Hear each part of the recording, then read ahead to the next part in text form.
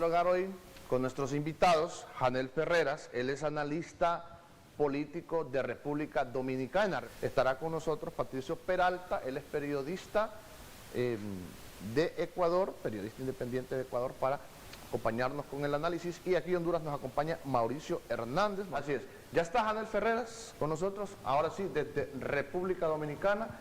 Él es analista y también nos acompaña para hablar de este tema.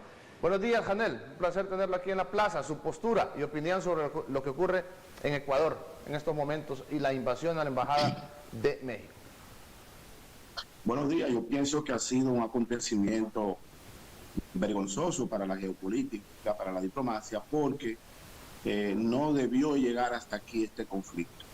Yo pienso que si el gobierno del Ecuador no quería darle un salvoconducto al ex vicepresidente de su país, que tenía una acogida de asilo político en la Embajada Mexicana, yo pienso que antes de llegar a este tipo de actitudes militares y policiales, que no solamente interrumpe con la misión diplomática de México, todo el mundo sabe que desde el año 1964, donde se establecen los organismos internacionales que referentan al tema de las misiones diplomáticas, no se estima que ningún país receptor invade el territorio de ese otro país que tiene una localidad legitimada por la convención.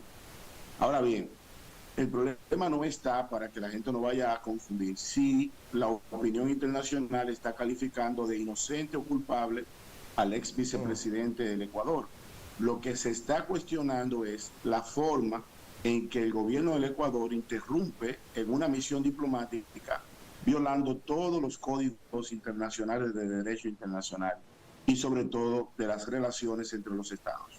Para la República Dominicana, a través del Ministerio de Relaciones Exteriores, y así lo estableció en la resolución de la OEA, estamos totalmente en desacuerdo con la actitud del gobierno del Ecuador. Precisamente este jueves, la defensa de Jorge Glass ha presentado un habeas corpus para señalar que su detención fue ilegal. Y le consulta a los tres, la misma consulta.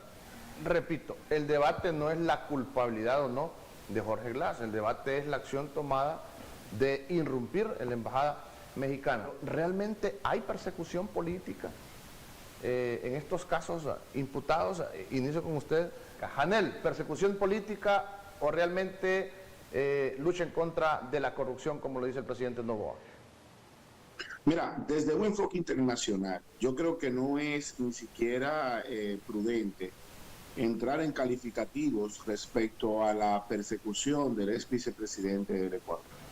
Lo que nosotros estamos evaluando es la acción a un territorio mexicano dentro del territorio del Ecuador. O sea, los argumentos de por qué razón se está persiguiendo al ex vicepresidente Glass no es de dominio realmente, internacionalmente hablando, de dominio público. Nosotros no sabemos si lo que se le acusa al ex vicepresidente es real, que es un corrupto, o es persecución política. Todo indica que las razones que tiene el presidente Noboa para emitir esa captura, o a través del Ministerio Público, tiene razones suficientes o tan suficientes como para violar la Convención de Viena de 1964, que le da autonomía y respaldo territorial a una misión diplomática dentro de otro estado. A tal punto que en ocasiones dentro de la historia de la humanidad hay países que tienen problemas muy marcados y conflictos geopolíticos. Sin embargo, la misión diplomática siempre ha sido respetada. Yo creo que Noboa, que ha llegado a la presidencia del Ecuador a través de la muerte cruzada, está buscando algún tipo de mecanismo de impacto que le permita en las próximas elecciones tener el favor popular. Si nosotros nos vamos a embarcar de que los estudios o investigaciones de mercado establecen que el pueblo del Ecuador apoya ese tipo de iniciativa, yo creo que no se ha puesto en el escenario lo que va a traer ese tipo de actitudes. Porque si el gobierno de México, que acaba de romper relaciones diplomáticas con el Ecuador, no le permite, por ejemplo, una de las cosas negativas utilizar el espacio aéreo de México. Imagínate usted todas las líneas aéreas que vayan a transitar o que vayan a navegar desde este país con carga o con pasajeros, tendrán que buscar una ruta diferente para llegar a Estados Unidos, por ejemplo. O sea, yo creo que no se puso en balanza cuál es el riesgo de romper con un cerco que está sagradamente establecida en la geopolítica y en el derecho internacional. Eso es lo que se está marcando. Si es inocente o no, al final los tribunales del Ecuador tendrán que emitir un fallo favorable o desfavorable a las cuestiones jurídicas.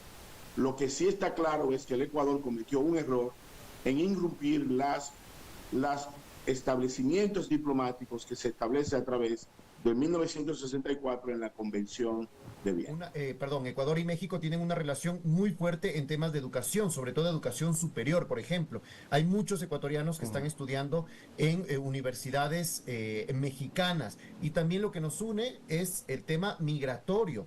Hay muchísimos ecuatorianos. En este últimos 2 años se ha realizado una de las olas migratorias más fuertes que ha tenido en los últimos años, y precisamente lo que sucede en México pues es estas relaciones para saber qué pasa con estos ecuatorianos, qué pasa con el tema de la delincuencia, el crimen organizado, el tráfico de personas. Precisamente todas estas relaciones podrían verse afectadas, y principalmente los ciudadanos. Anel, la misma consulta, la OEA, ¿para qué sirve?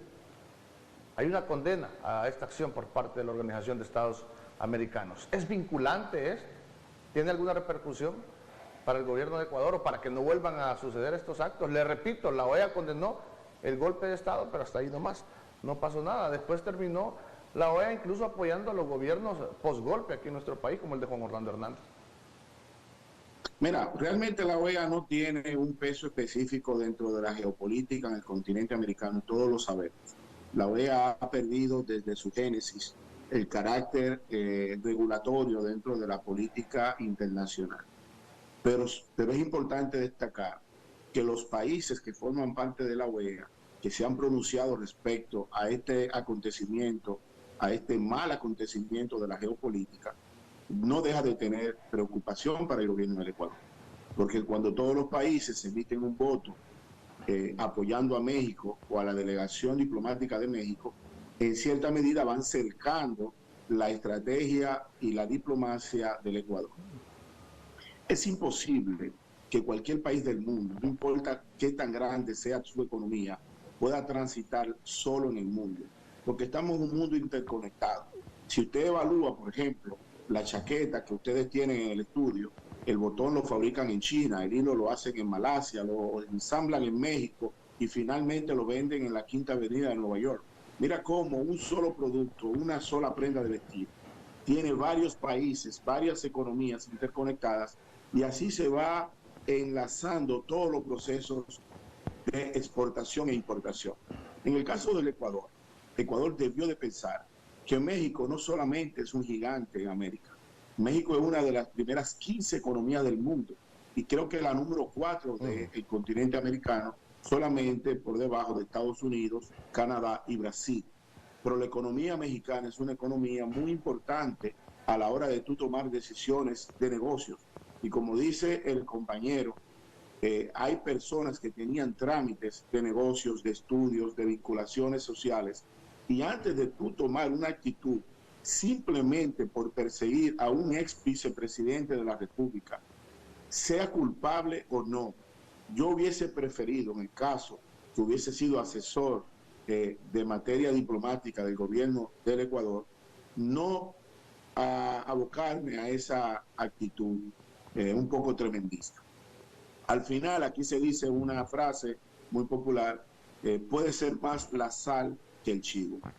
Ecuador va a perder más en materia internacional con esta actitud hacia la embajada mexicana que cualquier proceso que puedan darle de sentencia definitiva al ex vicepresidente del Ecuador.